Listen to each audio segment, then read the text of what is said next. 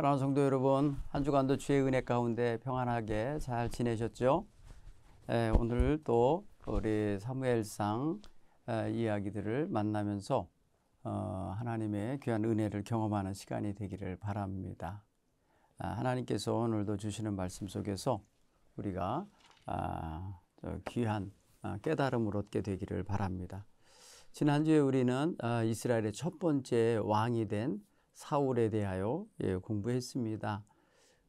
오늘은 그 사울이 왕이 되어서 어떻게 이스라엘 백성을 이끌며 전쟁을 수행하고 또 백성들을 통솔했었는지 한번 보게 되겠고요. 그 속에서 또 사울 왕의 어떤 한계점이 드러나고 어떤 부족한 점이 나타나는지 또 그것에 대하여 또 하나님은 어떻게 말씀하시는지 한번 생각해보는 그런 시간이 됐으면 좋겠습니다. 오늘은 특별히 이제 하나님 말씀으로는 14장을 중심으로 공부하겠는데 그 전에 11장, 12장, 13장에 있는 이야기를 먼저 개괄적으로 살펴보도록 하겠습니다.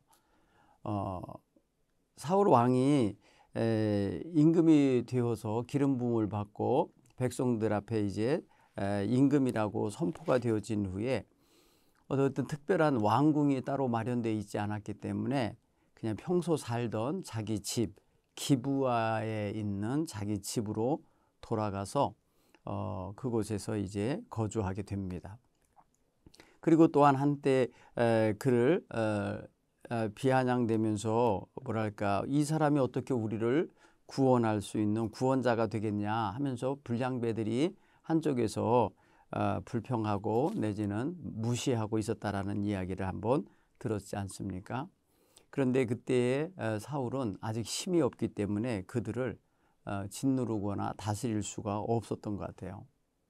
어떤 그런 상황으로 이제 우리가 이게 사울 왕의 상황을 보면은 아직 백성들한테 전적으로 지지를 받거나 추앙을 받는 그런 입장은 아니었다라는 걸 우리가 알아야 되겠어요.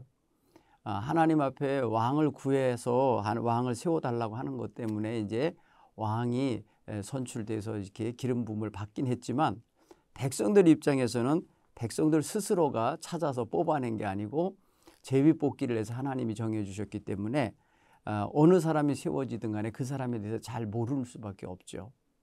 그런 면에서 사울이 그런 입장에 놓였다라는 걸 알 수 있습니다. 그런데 이제 사울이 임금이 되어 있는 상황에서 어떤 일이 벌어지냐면은 야베스라는 지역에 이스라엘 백성이 사는 야베스라는 지역의 야베스 사람들에게 암몬 사람들 특히 나하스라는 장수가 벽사들을 군대를 이끌고 와서 그들을 짓누르게 됐어요. 항복하라고 요구하고 있어요. 예를 들어서 너희들 다 나와서 무릎을 꿇어라 이런 식으로 이제 전쟁 옛날 전쟁은 그렇잖아요. 그때에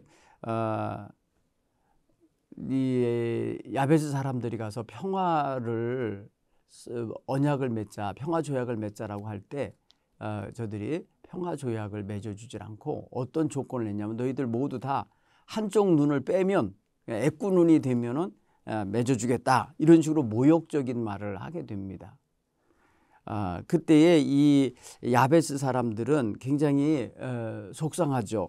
그리고 또 속으로는 화가 나겠지만은 힘이 없으니까 저들이 어쩔 줄 모르죠.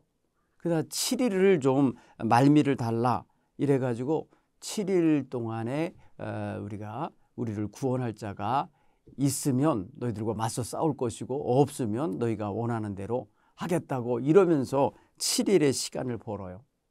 그리고 그 7일 사이에 저들이 전령을 이스라엘 온 땅에 보내서 지금 야베스 지역이 이런 위기에 놓였으니 도와달라고 요청을 할 때 그 전령이 기브아에 있는 새로 왕이 된 사울에게까지 도착을 했어요. 그때 사울이 그 소리를 듣고 굉장히 속상해서 아주 분기탱천하는데 모든 백성이 그 소리를 듣고는 울었다고 그랬어요. 성경을 보니까 11장 4절에 보면 그렇게 되어 있어요. 그래서 이 사울이 그 소리를 듣고 우는 사람들에게 가서 왜 이렇게 우냐고 그랬더니 지금 야베스에서 이런 일이 있었습니다. 애꿎 눈이 되지 않으면 암몬 족속에게 다 이제 죽임 당할 위기에 놓여 있습니다 하니까 사울이 그 소리를 듣고 분하여 소리치면서 내가 가서 싸우겠다 이러시기에 이제 뭐랄까요, 왕으로서 역할을 하려고 일어납니다. 당장 그가 일할 때 데리고 일하던 소 한 결이, 아마 두 마리를 한 결이라고 하잖아요. 그거를 잡아서 각을 떠서 각 지파에 보내서 군사들을 동원했습니다. 이 군사는 뭐라는 거냐면 너희들 내가 이제 왕이니까 나를 따라라 하면서 군대를 모으는 거죠. 그랬을 때에 말을 했습니다. 누구든지 나와서 사울과 사무엘을 따르지 아니하면은 너희 집의 소들도 이와 같이 다 죽게 하겠다 하면서 엄포를 놓고 공포집을 주면서 군대를 모았는데 그때의 여호와의 두려움이 백성들 마음에 가득 찼다 그랬어요. 그래서 그들이 한 마음 한 뜻이 돼서 한 사람처럼 모이게 됐습니다. 그때 모인 사람이 군대가 33만 명이나 모였다고 성경이 기록하는데요. 여러분, 왕이 돼서 처음으로 군대를 일으킨 건데 33만 명의 군대가 모였다니 대단하지 않습니까? 이스라엘 자손의 30만 명과 유다 자손이 3만 명, 그래서 33만 명의 군대예요. 그들이 길르앗을 이제 구원해 주기 위해서 이제 출정하게 되는 거예요. 7일의 여유를 만비를 얻었던 야베스 백성에게 그래서 사울이 너희를 구하러 간다, 이스라엘 군대가 너희를 구하러 간다라는 소식을 전해주자 그 야베스 백성들이 모두 다 기뻐했습니다. 이튿날 사울이 백성들을 3개의 부대로 분리해 가지고 새벽에 적진을 향하여 가서 싸울 때 그날 낮에까지 싸웠다고 그랬어요. 그래갖고 암몬 사람들을 쳐서 다 섬멸하고 두 사람도 함께 모여 있지 못할 만큼 모든 적을 회파했다고 그랬습니다. 그러니까 뭐랄까, 사울이 임금이 돼서 첫 번째 전쟁에 승리를 한 겁니다. 얼마나 이제 사울의 기세가 높아지겠습니까? 이건 굉장히 뭐랄까요, 사울 왕의 치적이라 할까요, 공적으로서 이제 하나 이제 기록되게 됐습니다. 그리고 나서 사무엘이 이제 사울을 데리고 어디로 가게 되냐면 길갈로 가게 됩니다. 길갈에 가가지고 길갈이라는 성소에 모여서 이제 나라를 한번 좀 새롭게 해보자 해갖고 나라를 새롭게 하기 위한 시간을 갖게 됩니다. 그때에 모든 백성이 길갈로 가서 거기서 여호와 앞에서 사울 왕을 다시금 왕이라고 선포하고 그곳에서 여호와 앞에 화목제를 드리고 이스라엘 온 백성들이 거기서 크게 기뻐하는 이러한 잔치를 하게 됩니다. 그러니까 사울이 이제 전공을 세우고 난 다음에 다시 한번 왕이라고 하는 것을 온 백성에게 주지시킨 것이 됐습니다. 자, 그게 11장에 기록되어 있는 이야기입니다. 참 아름다운 기록이고 또 사울에게 있어서는 굉장히 중요한 전과를 높인, 또 백성들 앞에 그의 존재감을 드러낸 그러한 전쟁이었습니다. 자, 그리고 이제 12장에 들어서 정식으로 이제 사무엘이 하나님의 종 사무엘이 백성들을 지도하던 그 위치나 역할에서 은퇴하는 장면이 나옵니다. 왜냐하면 이제 왕이 생겼기 때문에 왕 앞에서 자꾸 사무엘이 왔다 갔다 하면서 일을 해버리면 왕의 권위도 떨어지고 백성들도 혼돈에 빠지기 때문에 그랬을 거예요. 그래서 이제 사무엘이 스스로 이스라엘 백성들을 한데 모아서 이렇게 말합니다. 내가 너희들이 원하는 대로 말을 다 듣고 너희 위에 왕을 세웠으니, 그리고 나는 이제 너희들 앞에 출입하기가 이제 어려운 나이 많은 늙은이가 됐다. 늙고 이제 내가 이제 내 머리도 휘어졌고 뭐 이러면서 이제 은퇴를 하겠다는 의지를 표명합니다. 그러나 이제 그들에게 있어서 기름 부음 받은 이제 임금이 이제 그들을 이끌어 갈 거니까 이제 사무엘에 대한 뭐랄까요, 연연하는 마음을 좀 내려놓도록 만드는 거예요.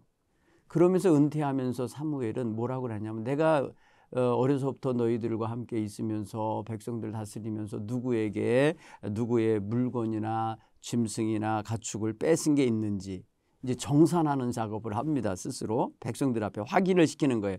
내가 누구의 소를 빼앗았느냐, 내가 누구의 나귀를 빼앗았느냐, 내가 누구를 속였느냐, 내가 누구를 압제했느냐, 내가 내 눈을 흐리게 하는 뇌물을 받고 누구의 재판을 했느냐, 아니면 내가 남을 속인 것이 있느냐. 만약에 그런 것이 있다면 내가 갚고 다 용서를 구하고 다 내 그것을 해결하고 떠나겠다라는 의미를 표현해요. 그때의 백성들이 말합니다. 당신은 우리를 속이지 아니하셨고 압제하지도 아니하였고 누구의 손에서 아무것도 빼앗은 것이 없습니다. 이렇게 백성들이 은퇴하는 사무엘을 이렇게 칭송해주고 그의 삶에 허물이 없었음을 인정해 줍니다. 그때 사무엘이 백성에게 말합니다. 너희가 내 손에서 아무것도 찾아낸 것이 없음은 여호와께서 너희에게 대하여 증언하시며 그의 기름 부음 받은 자도 오늘을 증언하느니라. 이렇게 말하면서 이제 거기 새로 세워진 임금도 그것의 증인이 되게 하고 백성들 모두도 여호와 앞에 증인이 되게 합니다. 그리고 이제 이 백성들 앞에 말합니다. 이제 이스라엘 백성들을 여호와 앞에 바로 세워놓고 말하기를 여호와 하나님 너희 하나님은 너희를 애굽 땅에서 인도해 내신 여호와시니까 너희는 그분 앞에서 삼가 조심하고 이제 의로운 일을 행하면서 살아라 하면서 이제 여호와 하나님 앞에서 이제 대화를 합니다. 이스라엘 백성의 역사를 잠깐 언급을 하죠. 그날까지 이르도록 하나님이 인도해 주신 거. 그건 뭐냐면 야곱이 가족들을 다 데리고 애굽에 가서 그곳에서 430년 살다가 그곳에서 시달리고 고통당할 때에 하나님이 모세와 아론을 보내서 그들을 구원해낸 이야기, 그리고 그들로 하여금 이 땅에 와서 이 땅을 차지하게 하신 이야기, 그리고 이 땅에 와서 사사시대를 거치면서 여러 사사들을 통해서 하나님이 그들을 구원해낸 이야기를 쭉 해주면서 그들에게 말합니다. 그들이 여호와 하나님 앞에 범죄했던 사실들을 기억하게 합니다. 그건 뭐냐면 여호와 하나님을 버리고 바알과 아스다롯이라는 우상을 섬겼던 그런 죄를 기억하게 하고 회개하게 하는 시간을 갖습니다. 그러면서 백성들로 하여금 하나님의 은총을 기억하고 우리들을 원수의 손에서 구원해 내주신 우리 하나님, 우리 주님만 섬기겠습니다. 이렇게 다짐하게 합니다. 그랬을 때에 하나님께서 사사시대의 그 기드온이나 아니면 입다나 사무엘 같은 사람을 통해서 그들을 구원했던 것들이 바로 그렇게 회개하고 바로 서려고 할 때마다 하나님이 일꾼을 보내셔서 구원해 주셨음을 기억하게 하는 거예요. 그리고 지금도 이제 사울 왕을 통해서 암몬 왕 나하스를 뭐랄까요, 정복하게 하신 것 또한 다시 한번 기억하게 해주고 있습니다.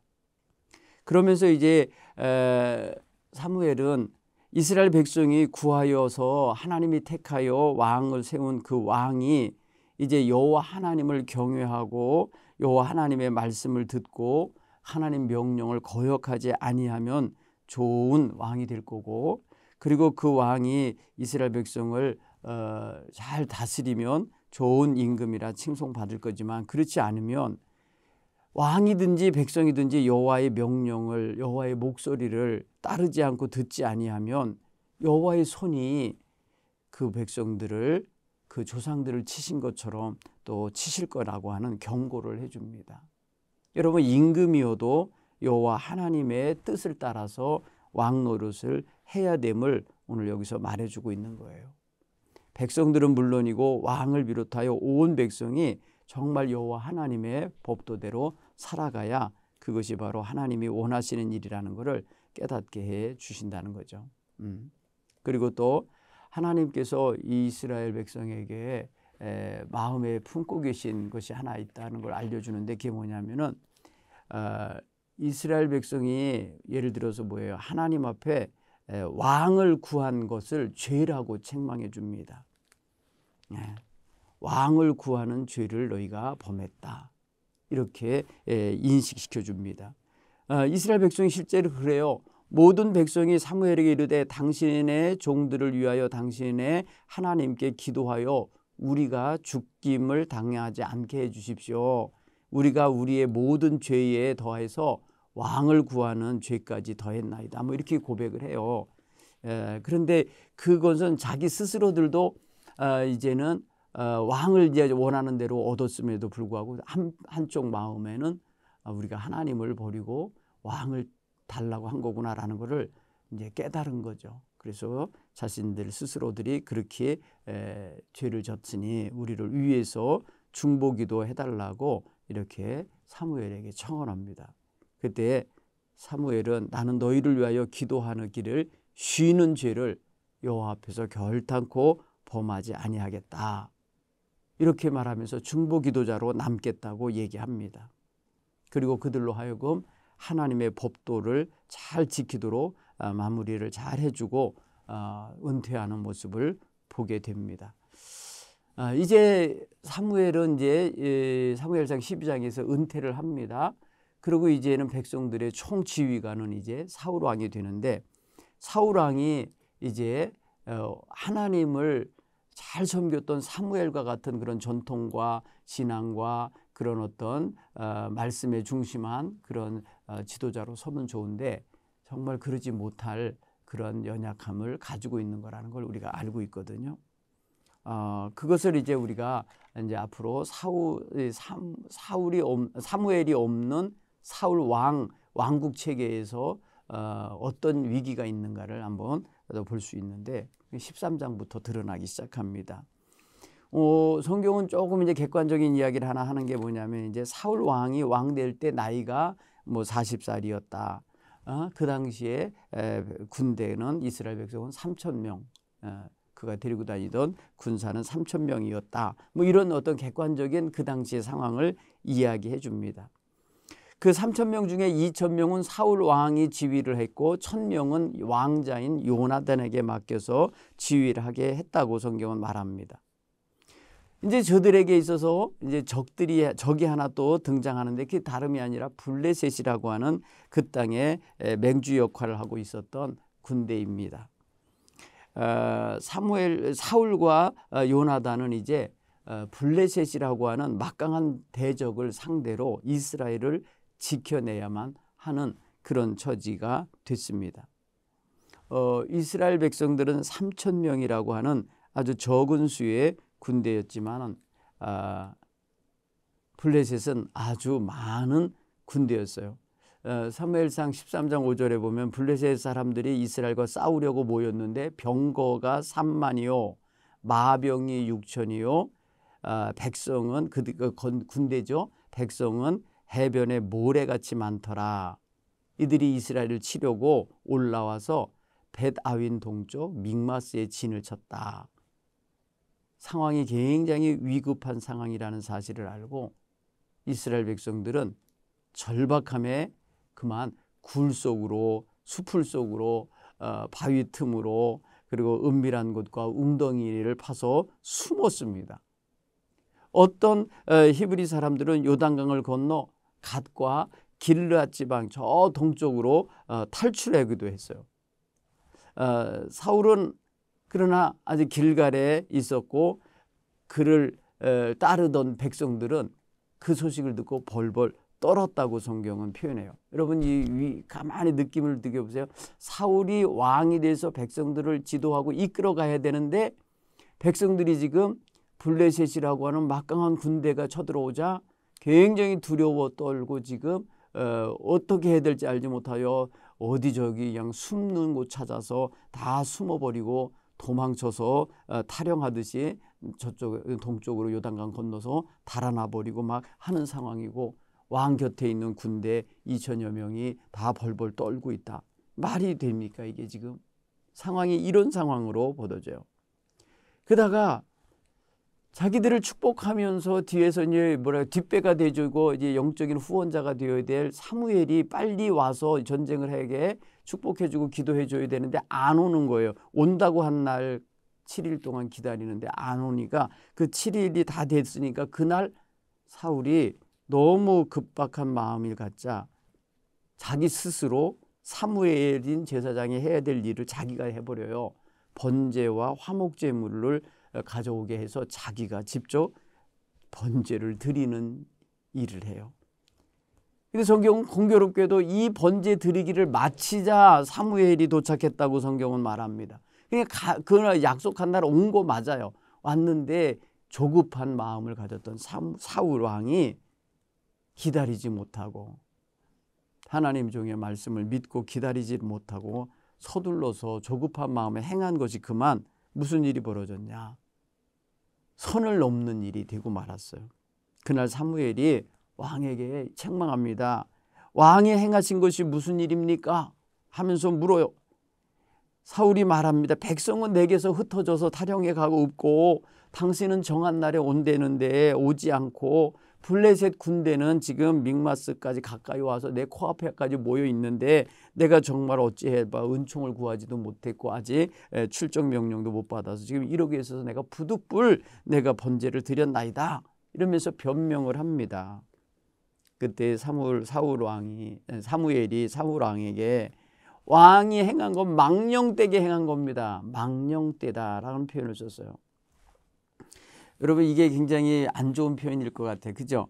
안 좋은 표현인데 13절에 보면은 이 망령되이 행했다라는 걸 히브리어로 뭐라고 하는가 한번 볼게요. 보면은요. 이거 사무엘이 어리석게 행동했습니다. 이런 뜻이에요. 어리석게 샤칼이라는 단어예요.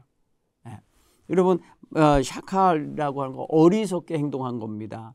왜 이거를 당신이 임의대로 합니까? 하나님의 종인 내가 와서 해줘야 되는 건데 당신이 마음대로 했습니다. 하면서 이제 왕 됐다고 자기 멋대로 아무거나 하는 행동의 일환으로 보게 된 거예요. 그래서 왕이 하나님 여호와께서 왕에게 내리신 명령을 지키지 아니하였습니다. 그러니까 하나님이 왕에게 내린 명령을 안 지킨 게 되어버렸다는 거예요. 이스라엘 위에 왕의 나라를 영원히 세우셨거늘 지금은 왕의 나라가 길지 못할 것이라고 여호와께서 말씀하십니다. 이게 얼마나 안타까운 말입니까? 이 하나님의 명령을 어기고 선을 넘어버린 이 사울 왕의 이 망령된 행동, 어리석은 행동이 그만 뭐가 돼버렸냐?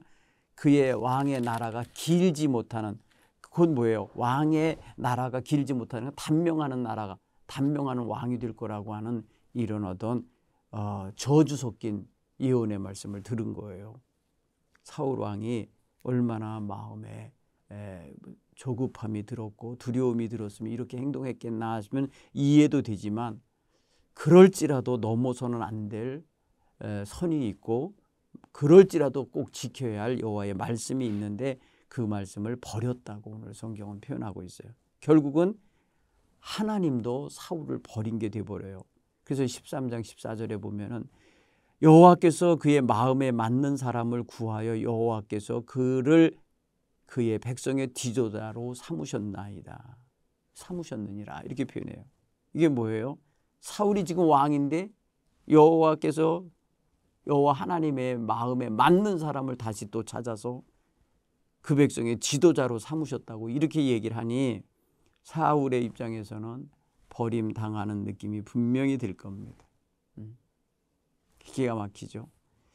어쨌든 현실 상황은 뭐냐면은 사울도 우리가 이해할 수 있는 게 사울이 자기가 데리고 있었던 2,000명, 요나단에게 있었던 1,000명, 총 3,000명밖에 안 되는 군대인데 그 가운데도 많은 애들이 이미 탈영을 해가지고요. 어떤 상황이었냐면 사무엘이 일어나서 이제 길갈에서 떠나서 베냐민 기브아로 갈 때에 사울에게 남아있는 군대는 600명밖에 없었다는 거예요. 2,000명 중에 600명이면요 1,400명이 없어진 거 아니에요. 애들이 다 탈영하고 도망친 겁니다. 이런 상황에 지금 말이에요. 해변에 모래알같이 많이 몰려와 있는 블레셋을 어떻게 상대합니까? 게다가 말이에요. 백성들 그 600명의 군인들 손에 무슨 칼이나 뭐 이런 무기가 들려 있었던 게 아니라는 걸 알 수 있어요. 심히 안타까운 거예요. 그때 이렇게 돼 있었다고 이야기합니다. 이스라엘 온 땅에 철공이 없었으니 이는 블레셋 사람이 말하여 히브리 사람이 칼이나 창을 만들면 두렵겠다 하였습니다. 온 이스라엘 사람이 각기 보습이나 삽이나 도끼나 괭이를 벼리려면 블레셋 사람에게로 내려갔다. 이렇게 표현됐어요. 그 싸우는 날에 사울과 요나단과 함께한 백성의 손에는 칼이나 창이 없고 오직 사울과 그의 아들 요나단에게만 있었더라. 여러분 이게 무슨 군대입니까? 그죠? 사울이 데리고 있는 건 그냥 사람 숫자에 불과한 거고, 그들은 그러니까 전쟁을 해야 되는 상황에서 칼, 무기, 창이 없었다는 건 이건 굉장히 아주 심각한 거죠. 블레셋 군대는 무장하고 있는데 그러면 이스라엘 백성은 뭘로 싸웁니까? 농기구 갖고 나왔을 거예요. 몽둥이나 이런 걸 들고 있었고요. 죽창 같은 거. 이게 심각한 상황인 거예요.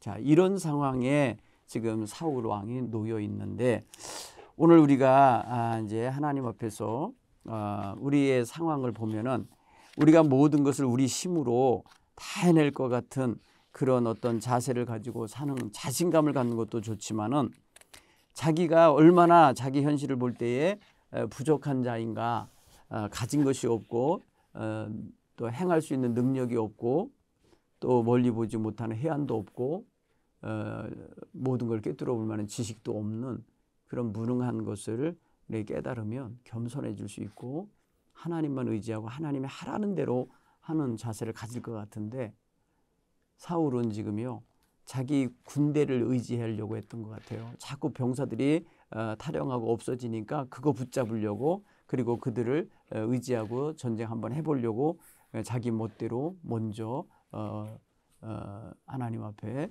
번제물을 드려서라도 백성들의 마음의 불안함을 없애주려고 그렇게 노력을 한 것 같아요. 그러나 그것이 어리석은 행위였다라는 말을 우리가 듣게 됩니다. 자, 오늘은 그 사무엘상 14장의 본문을 직접 읽어가면서 이제 짤막하게 그 말씀을 한번 정리해 보도록 하겠습니다. 사무엘상 14장 1절로 25절의 말씀입니다. 제가 이 말씀을 이제 아까 서론에서 지금 이야기한 이야기와 연이어서 여러분들이 이제 기억하시면서 읽어가시기 바랍니다. 하루는 사울의 아들 요나단이 자기의 무기를 든 소년에게 이르되 우리가 건너편 블레셋 사람의 부대로 건너가자 하고 그의 아버지에게는 아뢰지 아니하였더라. 사울이 기브와 변두리 미그론에 있는 석류나무 아래에 머물렀고 함께한 백성은 600명 가량이며 아이야와는 에봇을 입고 거기 있었으니 그는 이가봇의 형제 아히두베의 아들이요 비느하스의 손자요 실로에서 여호와의 제사장이었던 엘리의 증손이었더라. 백성은 요나단이 간 줄을 알지 못하니라. 요나단이 블레셋 사람들에게로 건너가려 하는 어귀 사이 이쪽에는 험한 바위가 있고 저쪽에도 험한 바위가 있는데 하나의 이름은 보세스요 하나의 이름은 세네라. 한 바위는 북쪽에서 믹마스 앞에 일어섰고 하나는 남쪽에서 게바 앞에 일어섰더라. 요나단이 자기 무기를 든 소년에게 이르되 우리가 이 할례 받지 않은 자들에게로 건너가자. 여호와께서 우리를 위하여 이 일 하실까 하노라. 여호와의 구원은 사람이 많고 적음에 달려있지 아니하였느니라. 무기를 든 자가 그에게 이르되 당신의 마음에 있는 대로 다 행하여 앞서가소서. 내가 당신과 마음을 같이 하여 따르리이다.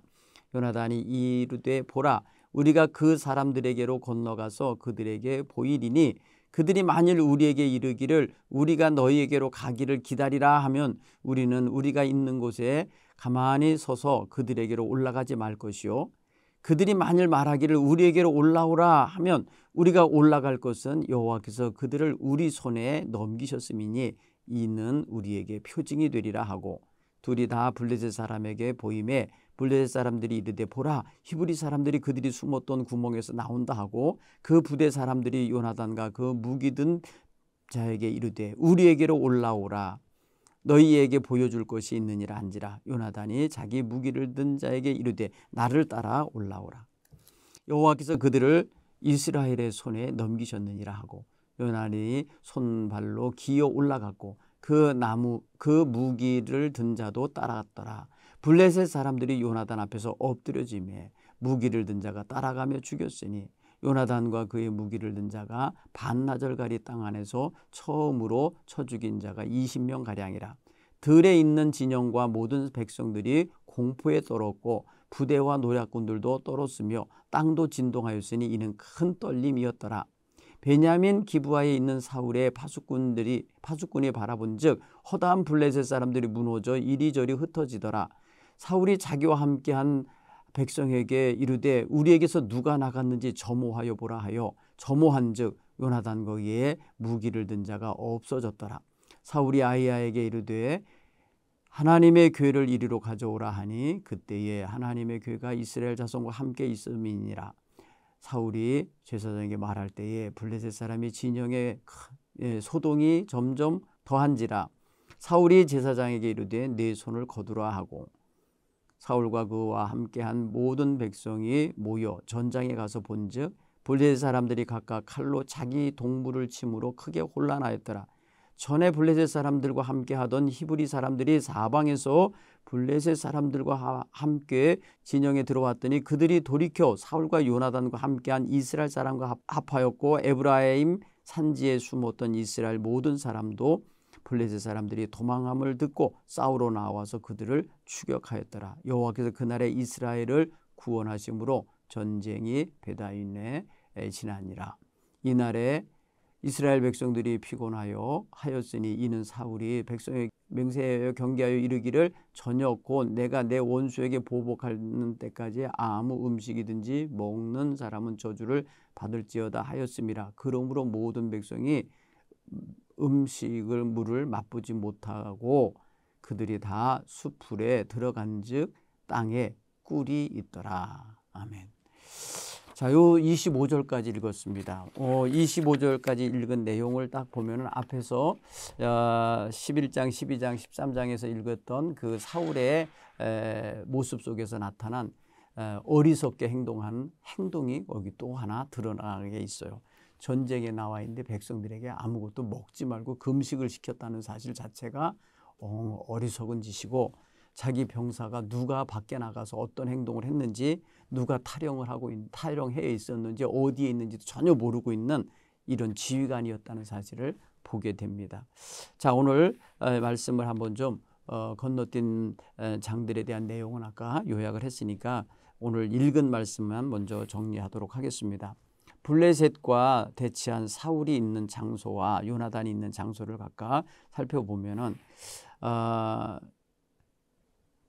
사울은 지금 자기가 있는 지역, 그러니까 뭐랄까요, 자기가 거주하는 지역에서 멀리 떨어져 있지 않는 그곳에 한 석류나무 아래에 있었다고 성경 표현했어요. 오늘 보면 사울이 원래 기브아 사람이거든요. 기브아 변두리 미글론에 있는 석류나무 아래 머물렀다. 그러니까 집 근처 어딘가에 있었던 것 같아요. 2절에 보니까.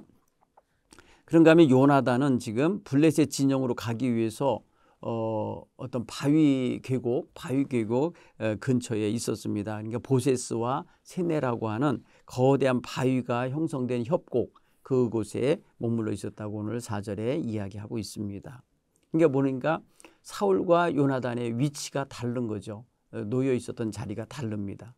곧 사울 왕은 뒤편에 있었던 거예요. 그러니까 전방에 있지 않고 후방에 있었던 거고, 전방에 있었던 건 바로 적진 가까이에 있었던 사람은 바로 왕자인 요나단이라는 것을 알 수 있어요. 자, 블레셋을 향하여 가려고 하는 이 요나단의 마음 보면 우리가 몇 가지 아주 중요한 사실을 알 수 있는데 한번 보십시다.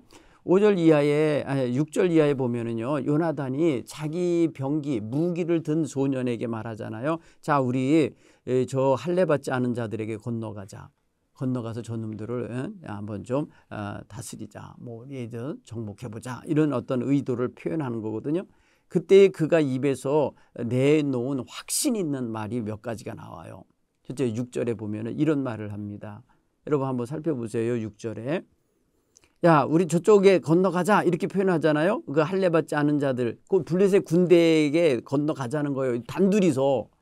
근데 그 단둘이 가는 게 얼마나 위험한 겁니까? 군대가 가도 지금 이길까 말까 하는 상황인데 단둘이서 가자는 거예요. 그런데 그 요나단의 마음에 있었던 확신이 있어요. 6절에 보면 뭐냐면 여호와께서 우리를 위하여 일하실까 하노라. 여호와께서 우리를 위해서 일하실 것이다.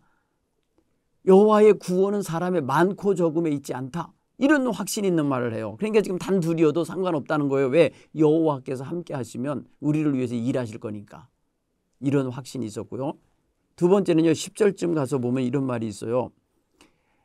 만약 그들이 우리에게로 올라오라 하면 우리가 올라갈 것은 여호와께서 그들을 우리 손에 넘기셨음이라. 이렇게 표현해요. 이게 우리의 표징이 될 거다. 이게 쟤네들이 말할 때 야 너희들 일로 와 이렇게 말하면 그거는 여호와께서 우리에게 저놈들을 주려고 하신다고 하는 하나님이 우리의 손에 저들을 넘기려고 하시는 거다.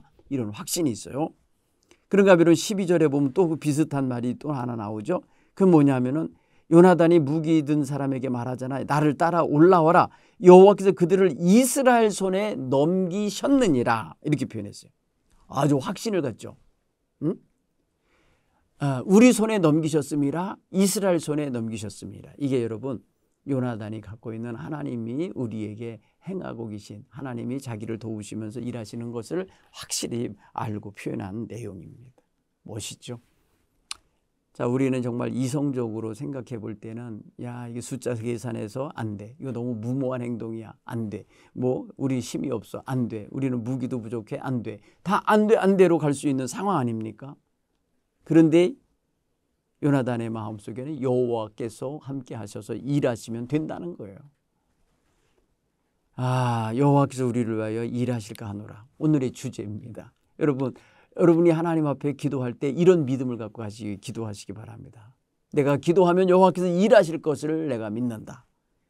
내가 하나님께 의탁하고 맡기면 하나님이 친히 주관하실 것을 내가 믿는다 하는 이런 하나님의 일하시는 큰 손을 여러분 바라보며 가게 되기 바랍니다. 여러분 우리 사무엘상을 읽으면서는요. 이렇게 하나님이 때를 따라 돕는 은혜도 주시고 직접 개입하셔서 일하시는 커다란 능력의 손을 여러분도 보고 살아시길 바랍니다. 그리고 이 말씀이 그런 거를 우리에게 간접적으로 경험하게 해주고 있으니까 같이 그렇게 기쁨을 함께 나누기 바랍니다. 세 번째로 이 요나단의 믿음의 행동에 있어서 하나님은 어떻게 반응하시는가 보십시오. 15절에 한번 보면은 이렇게 표현합니다. 들에 있는 진영과 모든 백성들이 공포에 떨었고 부대와 노략군들도 떨었고 땅도 진동하였고 이는 큰 떨림이더라. 여러분 이 두 사람이 올라가서 반나절 기경하면 될 만한 땅, 그러니까 한 50평 정도 되는 그런 땅에 지금 주둔해 있는 하나의 뭐랄까요 적진의 앞에 보면 무슨 부대라고 할까요? 그거 제일 앞에서 선발 부대를 섬멸하는 장면이에요. 20명 정도가 있었다고 그러니까요. 한 소대 정도 되잖아요. 이들을 섬멸하는 과정에서 나타난 하나님의 역사가 뭐냐? 땅이 크게 진동하고 떨리는 역사. 그다음에 노략군들도 떨었고, 그다음에 뭐예요? 그 모든 백성, 그 들에 있었던 모든 진영의 백성들, 그 블레셋 백성이거든요. 블레셋 백성들이 다 들판에 지금 진영을 치고 있었거든요. 그들이 다 떨고 있더라는 거죠. 왜 그럴까요? 이거는요. 요나단과 병기 든 자의 두 사람의 싸움이 아니라 여호와 하나님의 성전이기 때문에 하나님이 직접 거룩한 전쟁을 일으키는 성전이라고 표현해요. 이 성전을 지금 진행하고 계시기 때문에 그렇지 않을까 싶어요. 결국은 요나단은 하나님이 동참하는 전쟁을 지금 지휘하고 있는 격인 거예요. 실제로 하나님께서 요나단이 행하는 일에 함께 해 주시고 계시기 때문에 하나님이 함께 싸워주고 계신 전쟁이라는 사실이죠. 이게 굉장히 멋있는 전쟁이 아닐 수 없습니다. 이런 전쟁은 우리가 기드온이 그 미디안 백성을 진멸할 때 싸웠던 그런 것과 같은 하나님이 함께 하시면서 행하는 그런 장면인 걸 우리가 보게 됩니다.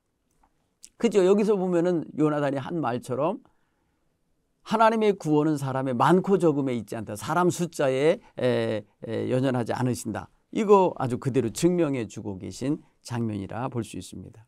그렇죠? 그 다음에 한번 또 내용적으로 점검해야 될 게 있다면 요나단의 승리에 사울 왕이 행한 세 가지 일이 있는데 이걸 통해 알 수 있는 사울 왕의 어떤 문제점이 있어요. 지금 전쟁이 벌어졌는데 사울 왕이 하는 행동이 뭐예요? 물론 점호 취합니다. 점호 취하는 거 그게 뭐 군대 진영에서 잘못된 건 아니에요. 그런데 점호를 취해서 보니까 요나단과 그 무기 든 애가 없네. 근데 앞에서는 저기 전쟁이 벌어지고 있네. 그러면 어떻게 해야 돼요? 일반적으로 생각하면 빨리 전열을 갖추어 갖고 말이에요. 나머지 병사들을 동원해서 출전해야죠. 근데 그러질 않아요. 그러지 않고 이 혼란에 빠졌는데도 법궤를 찾아요. 법궤를 찾아서 이게 뭔 일인지 이제 알아보려고 하는 거죠. 법제를 찾는 행동을 하는 거 있어요. 두 번째는 또 법궤를 찾아서 뭐랄까요, 제사장으로 하여금 아이야에게 그것을 하나님께 물으라고 하고 하더니만 중단시킵니다. 손을 들고 막 하나님께 기도하고 있는 이 제사장의 행동을 중단시킵니다. 아주 무례한 짓이죠.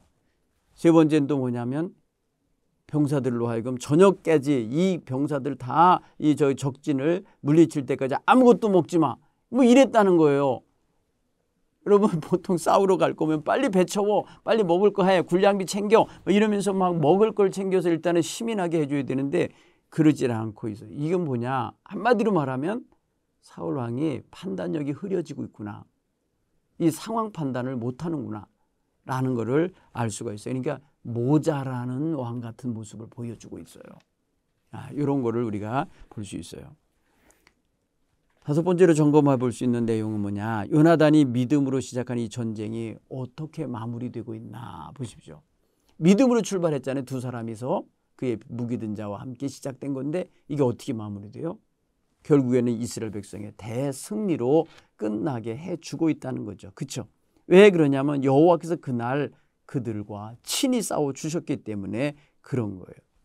그렇죠? 이 전쟁으로 인해서 어떤 일이 벌어졌어요? 탈영했던 애들 다 돌아와서 같이 싸웠고요. 항복해서 저쪽 편에 가 있던 블레셋 편에 틈바구니에 끼어 있던 애들, 걔네들 거기서 거꾸로 말입니다. 다시 이스라엘 편이 돼가지고 블레셋 사람들을 쳤다는 거예요. 그래서 지네들끼리 칼질을 했다는 거예요. 여기 보면 칼로 각각 자기 동무들을 침으로 크게 혼란했다. 이 일이 왜 벌어졌느냐? 거기에 숨어 있어. 거기로 탈영해가지고 글로 가서 항복해가지고 그들 속에 있었던 애들, 히브리 사람들이 사방에서 블레셋 사람들과 함께 진영에 들어왔다가 그들이 돌이켜 사울과 요나단 편에 그들과 함께 서서 이스라엘과 함께 싸웠다는 거예요. 그런가 하면 탈영해서 멀리 말입니다. 에브라임 산지까지 도망가서 숨어 있었던 이스라엘 모든 백성들도 이 블레셋 사람들이 도망가고 있다는 소식 듣고서는 막 쫓아나와서 같이 전쟁에 합세했어요. 그러니까 뭐예요? 흐트러진 군대를 한마음 되어서 함께 공동의 적이라 여기서 싸우게 만들었고 하나님이 그 전쟁에 개입하셔 친히 하게 하는 이런 놀라운 역사가 있어요. 이게 굉장히 멋진 일이에요. 그러니까 하늘과 땅이 함께 일한 그런 역사라는 걸 우리가 볼 수 있습니다. 이스라엘에 대해 승리로 마무리가 된다. 그렇죠? 자, 이거를 우리의 삶 속에 한번 적용해 보겠습니다. 저도 그렇지만 여러분도 한번 요나단처럼 행동하고 있나? 믿음으로. 우리가 무슨 행동을 할 때 믿음으로 지금 이렇게 행동하는가? 염려, 걱정, 두려움, 현실적인 계산법 아니면 이런저런 판단 그런 걸 가지고 우선하는가? 아니면 믿음으로 행동을 하는가? 한번 보셔요. 많은 사람들이 자신이 가지고 있는 힘과 능력과 여력을 먼저 계산해 갖고 행동하려고 할 때가 많을 거예요. 그게 보통 그러니까. 그게 합리적이라고 생각하니까. 여러분 요나단 당시에 똑똑한 왕자 아닙니까? 그러면 그 사람 말이에요. 계산할 줄 모르겠어요? 아니 뭘 놓고 저울에 달아보면은 내가 적고 제가 많고 이거 모르겠냐고요. 아는 사람이죠. 그러나 그에게는 뭐가 있었느냐? 여호와 하나님이 함께 하시면 비록 내가 숫자가 적어도 내 능력이 부족해도 내가 무지해도 할 수 있다라는 이런 확신이 있었던 거죠. 야, 우리가 이제 믿음의 행동에 확신을 갖고 하는가? 한번 점검해 보십시다. 우리가 가끔 무너지는 거, 우리가 예를 들어서 하나님 일할 때, 전도할 때, 아니면 내가 하나님 앞에 헌금하려고 할 때, 아니면 내가 먼 걸 고서 누구랑 어떤 대관계를 화해시키고 화해하고 하는 이런 걸 할 때 믿음으로 하는가? 한번 보시기 바랍니다. 두 번째 적용해야 될 부분이 뭐가 있을까? 가만히 보면요. 현재 여러분의 기도가 하나님께 요청하고 강요하는 형식의 기도인지 아니면 요나단처럼 하나님께 이렇게 딱 나의 소망의 닻을 던지고 나의 믿음의 고리를 걸고 하나님께 기대하면서 이렇게 나가는 믿음의 기도인지를 한번 점검해 보셔야 돼요. 우리는 보통 내가 다 결론 내리고 내 욕심껏 다 말이야 이렇게 됐으면 좋겠다라는 어떤 그림을 그려놓고 하나님께 결제해 주세요. 이렇게 되게 해주세요. 이렇게 되기 원합니다. 뭐 이런 식의 기도가 많잖아요. 그래서 어떤 때는 하나님께 강요하는 것 같은 모습이 있어요. 하나님 이거 해주세요, 이거 해주세요 이렇게. 그런데 오늘 이 요나단 보세요. 그런 태도가 아니에요. 그죠? 저놈 가서 다치게 해주세요. 이런 게 쳐서 이기게 해주세요. 이게 아니에요. 먼저 하나님께서 우리와 함께 하심을 믿고 기도하는 거예요. 저놈들이 오라고 하면 하나님이 우리에게 준 거고, 저들이 거기 기다려 우리가 올게 이러면은 우리는 저들과 상대하지 말자. 여기 서 있자. 이렇게 표현하는 걸 볼 때에 그는요, 하나님이 함께 꼭 함께 해주신다라고 하는 이런 믿음의 쌓인 표, 그죠? 그걸 하나 갖고 있었던 거예요. 아, 이건 하나님이 함께 한다고 한 증거야. 이 표징 있잖아요. 표징을 구하면서 사는 사람이었다는 걸 알 수 있어요. 여러분, 하나님 앞에 하나님의 능력과 자비를 구하는, 그리고 거기에 기대를 걸고 거기에 믿음의 닻을, 소망의 닻을 거기에 내릴 줄 아는 이런 자세로 기도하시면 좋겠습니다. 그렇게 하실 수 있어요. 네. 세 번째 한번 적용해 볼까요? 사울 왕이 말입니다. 제사장을 데려다가 그 법궤 앞에서 예식을 거행하잖아요. 근데 이게 지금 전쟁 상황에서 이런 거 할 때냐 말이에요. 하나님이 계속 함께 계신다는 걸 알면 어떻게 해야 합니까? 바로 행동해야 되는 거 아니에요. 오늘 이 요나단의 행동과 사울의 행동을 보면은 좀 한 사람은 형식에 치우쳐 있고 한 사람은 믿음의 행동하는 데 나아가고 있다는 걸 알 수 있어요. 물론 여러분 장단점이 다 있는 겁니다. 사람은 이게 뭐 옳고 그르다 이렇게 판단해서 하나는 죄고 하나는 죄가 아니고 이렇게 보는 눈 말고 여러분 스타일은 어떠냐는 거죠. 믿음으로 확신이 있으면 행동해야 합니다. 믿음의 확신이 안 쓰니까, 믿음의 행동이 확신이 안 쓰니까 사울은 지금 그런 상황에서 법궤에 가져와, 너 제사장 기도해봐, 뭐 이런 것 쪽으로 가는 거예요. 그런데 요나단은 확신이 있으니까 단 둘이어도 그냥 가는 거 아닙니까? 행동하는 거 아닙니까? 그러니까 하나님이 도울 자를 주시잖아요. 도망쳤던 애들, 항복했던 애들, 탈영했던 애들까지 다 그냥 하나님이 도울 자로 함께 세워주셔서 전쟁에 승리하게 하시잖아요. 이 전쟁은 여러분 사울이 승리했다고 표현되지 않아요. 그죠?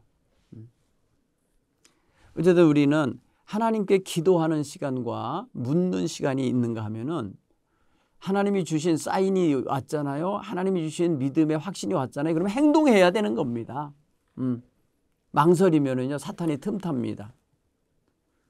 무슨 일이든 여러분 하나님께서 허락하신 말씀을 마음에 새기고 빨리 여러분들이 행동해야 될 부분들을 놓치면 안 돼요.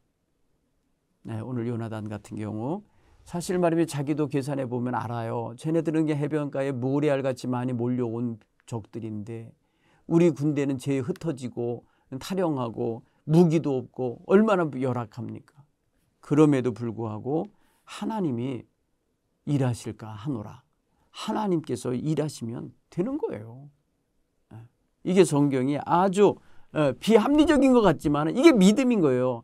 여러분 믿음이라는 거는 이성이나 합리성을 넘어요. 그게 믿음이에요. 그러니까 놀라운 불가능한 걸 가능케 하시는 게 하나님의 역사라는 거죠. 여러분 한번 여러분 삶에 주변에 있는 우리 성도들과 또 믿음의 동반자들과 이런 말씀을 갖고 한번 좀 나누시기 바랍니다. 하나님이 일하셨던 흔적, 내 속에서 지금 일하고 계시고 있는 사인, 이런 것들을 함께 나누면서 점검해 보시는 그런 하루가 되기를 간절히 바랍니다. 감사합니다. 다음 주에 뵙겠습니다.